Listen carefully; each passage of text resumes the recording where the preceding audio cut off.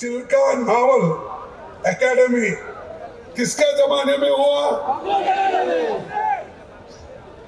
और मानचेश्वर में rail coach factory हुई, कब हुई?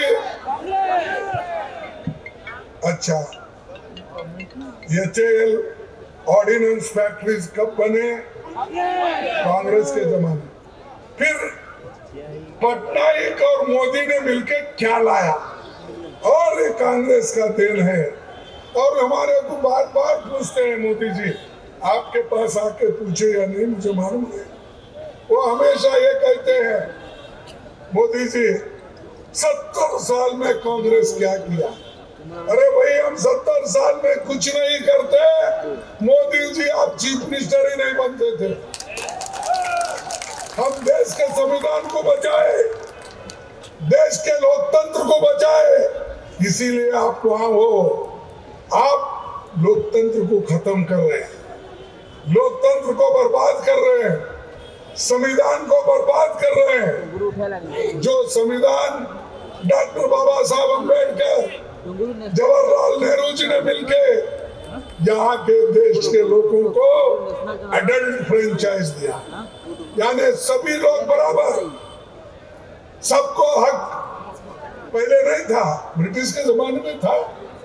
आज नीचे से काम करने वाले एक खेत मजदूर को भी उतना ही हक है वोटिंग का, और उसकी कीमत भी उतनी है जितनी एक जमींदार की है, बड़े मालिक की है।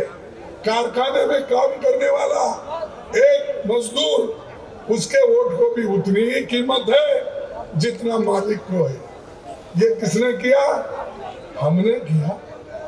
और आपको सभी को अधिकार दिया।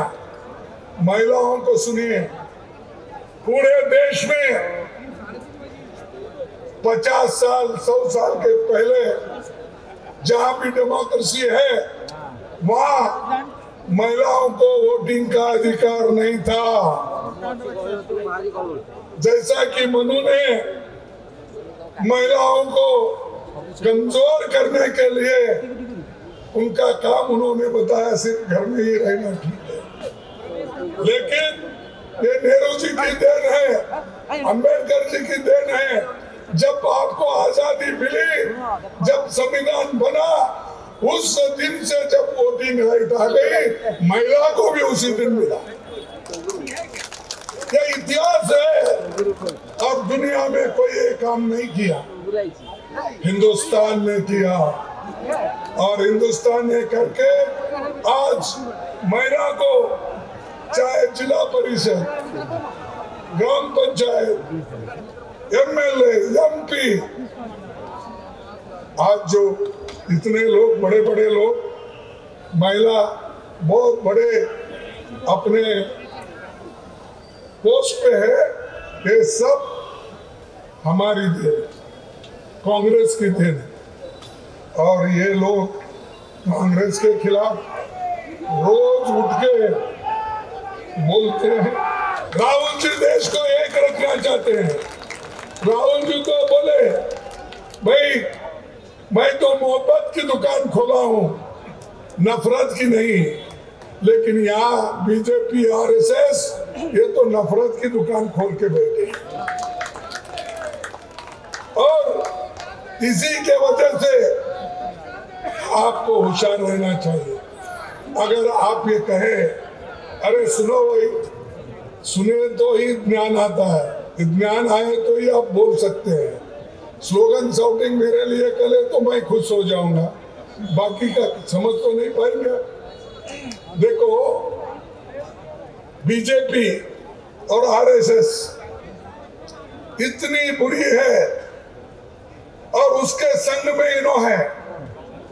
फर्ज करो अगर कोई आदमी, हम कहते हैं भाई ये विष के जैसा है, ये लोग बहुत डेंजर है, इसीलिए उनको दूर रखो, उनको टेस्ट मत करो, हमने कहा। अगर कोई ये कहता है तो भाई हम बोलते हैं ये विष है, पॉइजन है, इसके पास मत जाओ, उसको देखो मत। अगर कोई ये भी कहता है नहीं वो विष है या नहीं, मैं जरा चाट के देखता हूं, तो क्या होगा? अरे तुम चाट के देखे तो भी मरेंगे, दूर से देखे तो उनका अन्याय अत्याचार भी तुमको मालूम होगा।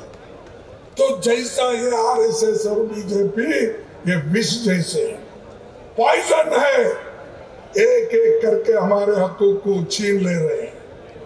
एक एक करके हमारे जितने भी हक थे, महिलाओं के हो, एसटी के हो, एससी के हो, वो सब खत्म कर रहे।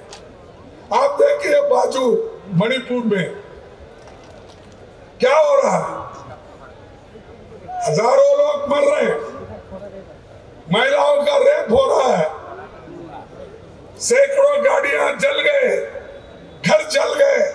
कहाँ है मोदी जी, कहाँ है बीजेपी? यहां सिर्फ हमको दिखाने के लिए वहां यहां ऐसा फिरते हो। जाके अपनी सूरत बताओ मणिपुर में, जाके बताओ नागालैंड में, तब आपको मालूम होगा। देश को एक रखने के लिए अगर कुर्बानी भी देना पड़ती है तो आपको देना पड़ेगा, क्योंकि आप में वो हिम्मत नहीं। जब इंदिरा गांधी जी को कहा गया, और इंदिरा गांधी जी भी ये जानती थी कि आज नहीं कल मुझे धोखा है, मेरे जान को खतरा है, फिर भी मैं डरने वाली नहीं है, बोल के उन्होंने अपना आखिरी भाषण क्या कहा था? यही कहा था। जो नेता ने आखिरी भाषण यहाँ कही, जाने का बाद उनके शरीर में 32 गोली डाल के उनको मार दिया। क्या कसूर था? क्या किसी के पैसे लूटे थे? क्या किसी का माइन लूटा था? क्या किसी की संपत्ति हड़प की थी? उन्होंने देश को एक रखना चाहते थे, लेकिन ये लोगों ने मार दिया।